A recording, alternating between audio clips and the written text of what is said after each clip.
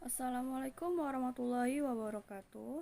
Baiklah, kami kelompok 11 akan mempresentasikan hasil dari diskusi kami yang berjudul Perpajakan di masa pandemi lebih diarahkan menjadi alat untuk menyelamatkan ekonomi dibandingkan instrumen penerimaan negara. Sebelumnya kami akan memperkenalkan diri dahulu. Perkenalkan, nama saya Mutiara Atmaja, BP 1810 1155 1102 16. Di sini saya sebagai moderator. Ya, Tika Puntasari, BP 18 10 11 55 0235.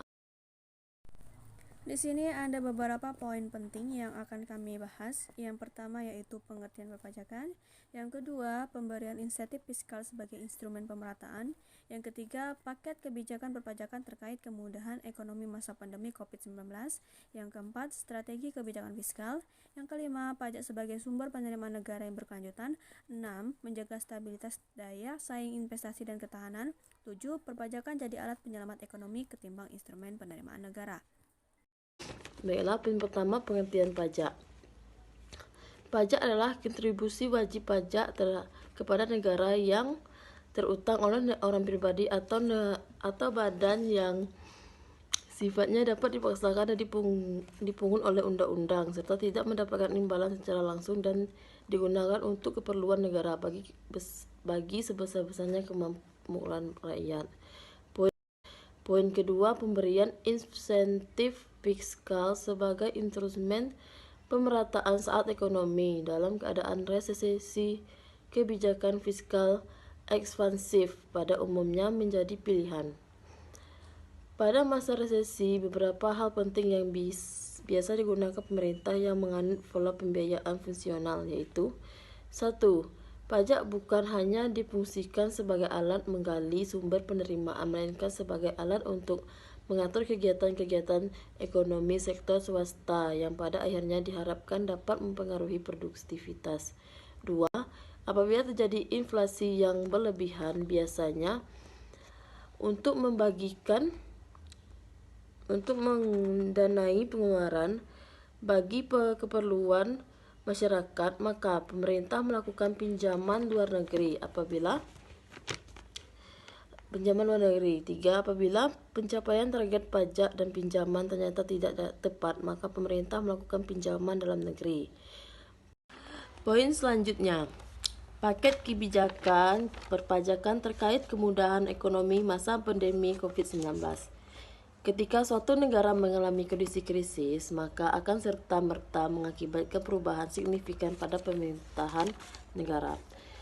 Poin selanjutnya, strategi kebijakan fiskal untuk mengantisipasi dampak pandemi COVID-19.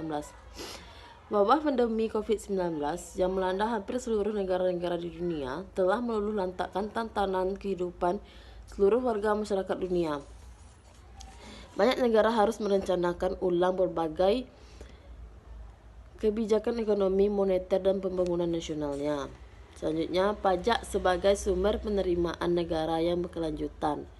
Pada dekade tahun 1980-an, salah satu aspek yang menonjol dari kondisi politik ekonomi saat itu ialah berkurangnya sumber-sumber ekonomi yang diperlukan bagi pembangunan nasional, termasuk kelangsungan dalam melaksanakan program-program pemerintah seperti Revalita dan APBN. Pajak sebagai sumber penerimaan negara yang berkelanjutan. Pada dekade tahun 1980-an, salah satu aspek yang menonjol dari kondisi politik ekonomi saat itu ialah berkurangnya sumber-sumber ekonomi yang diperlukan bagi pembangunan nasional, termasuk kelangsungan dalam melaksanakan program-program pemerintah seperti Revalita dan APBN. Keadaan demikian ini berbeda sekali dengan adanya boom minyak di tahun-tahun 1973 sampai 1974 dan tahun 1979 sampai 1980. Dekade tahun 1980 terus-menerus ditandai dengan merosotnya ekspor minyak bumi yang memukul ekonomi. Setidak-tidaknya dari dua segi, yaitu penerimaan devisa yang berkurang serta penerimaan anggaran negara yang merosot karena berkurangnya penerimaan pajak atas ekspor minyak bumi yang tingkatnya tinggi serta volumenya sebagai presentasi dari total anggaran adalah yang terbesar dibandingkan dengan penerimaan pemerintah lainnya seperti pajak dan bantuan luar negeri. Menjaga stabilitas daya saing investasi dan ketahanan ekonomi nasional di tengah pandemi COVID-19.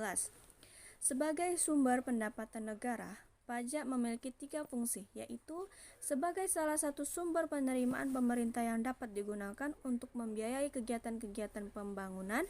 Dalam hal ini, pajak mempunyai fungsi budgeter. Yang kedua, pajak dapat berperan untuk mengatur alokasi sumber daya, distribusi pendapatan, dan konsumsi atau umum dikenal dengan apa yang dinamakan sebagai fungsi regulasi pajak. Yang ketiga, pajak berfungsi sebagai stabilitas ekonomi. Dari fungsi-fungsi pajak sebagai instrumen kebijakan fiskal sebagaimana telah disebutkan itu pada umumnya kebijakan-kebijakan perpajakan yang dilakukan oleh pemerintah selalu diarahkan untuk memenuhi ketiga fungsi tersebut secara simultan. Perpajakan jadi alat penyelamat ekonomi ketimbang instrumen penerimaan negara.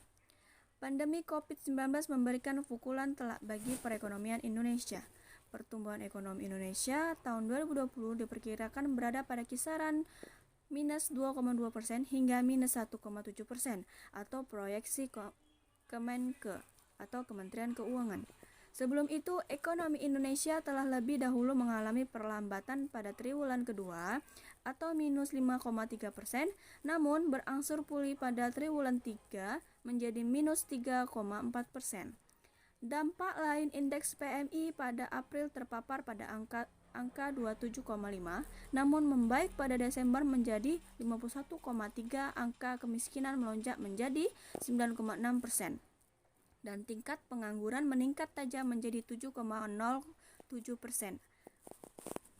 Data tersebut sebenarnya tidak terlalu mengejutkan seiring dengan kebijakan pemerintah daerah di beberapa kota yang sempat mengambil keputusan untuk memberlakukan PSBB atau pembatasan sosial berskala besar, sebuah keputusan yang tepat dan dibutuhkan. Konsekuensinya bagi sektor usaha yang tidak mendapatkan pengecualian, proses produksi harus dihentikan dan banyak karyawan yang mesti dirumahkan.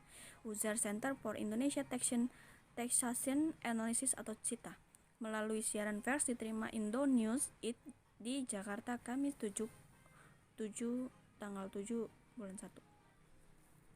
Seiring terjadinya pelonggaran, kata Cita, ada beberapa sektor yang masih kesulitan untuk bangkit pasca new normal, seperti sektor jasa khususnya hiburan maupun retail.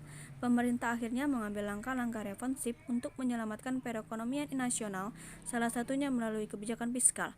Terdapat sebagai instrumen insentif pajak yang diberikan. Perpajakan diarahkan lebih menjadi alat untuk menyelamatkan ekonomi dibandingkan instrumen penerimaan negara. Secara langsung dan tidak langsung, semua ini saling terkait dan berdampak besar pada kinerja penerimaan perpajakan di tahun 2020. Potensi penerimaan bukan tax collection.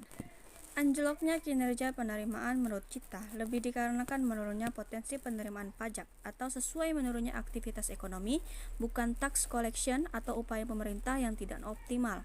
Lebih lagi, pembatasan kontak fisik membatasi upaya pemerintah untuk melakukan ekstensifikasi dan intensifikasi. Begitu pula dengan berbagai insentif pajak yang diberikan pemerintah, turut membebani kinerja penerimaan pajak. Meski demikian, masih ada banyak catatan untuk perbaikan. Meski secara budgeter menekan penerimaan, namun kami memberikan apresiasi atas beberapa kebijakan insentif yang telah diberikan pemerintah. Pemerintah tetap merealisasikan komitmen dalam mendukung dunia usaha, khususnya UMKM terdampak melalui pemberian insentif fiskal secara masif selama pandemi, kata Cita. Pemberian insentif mulai terlihat efektif seiring dengan semakin banyaknya WP yang mendapatkan manfaat. Selain itu, Cita juga memberikan apresiasi atas beberapa kebijakan administrasi di masa pandemi seperti penundaan SPT tahunan bagi WP orang pribadi dan relaksasi pelaporan dokumen pendukung bagi WP badan. Relaksasi perpajakan. Kedepannya menurut Cita masih banyak yang perlu dilakukan oleh pemerintah. Dalam hal ini, Kementerian Keuangan pada tahun 2021 perekonomian masih akan mengalami recovery sehingga pemerintah seharusnya masih memberikan relaksasi perpajakan agar ekonomi dapat bangkit dengan cepat. Namun, perlu evaluasi dari insentif yang diberikan, terutama dari sisi sektoral. Pemerintah perlu memastikan bahwa sektor yang diberikan insentif adalah sektor yang paling terdampak, ujar Cita. Insentif fiskal menurut Cita harus lebih tepat sasaran dengan terus memperbaiki validitas data, harus fokus untuk ekonomi rakyat atau UMKM, dan juga perlu diarahkan untuk mendukung ekonomi ramah lingkungan. Selain itu, pemerintah juga perlu meningkatkan penerimaan demi menambah defisit anggaran sebagai upaya memitigasi resiko pembiayaan. Baiklah, itu tadi adalah hasil dari diskusi kami. Dari hasil diskusi tersebut masih banyak kekurangan dan kesalahan dalam penyampaian maupun penulisan. Lebih dan kurangnya kami mohon maaf dan terima kasih. Assalamualaikum warahmatullahi wabarakatuh.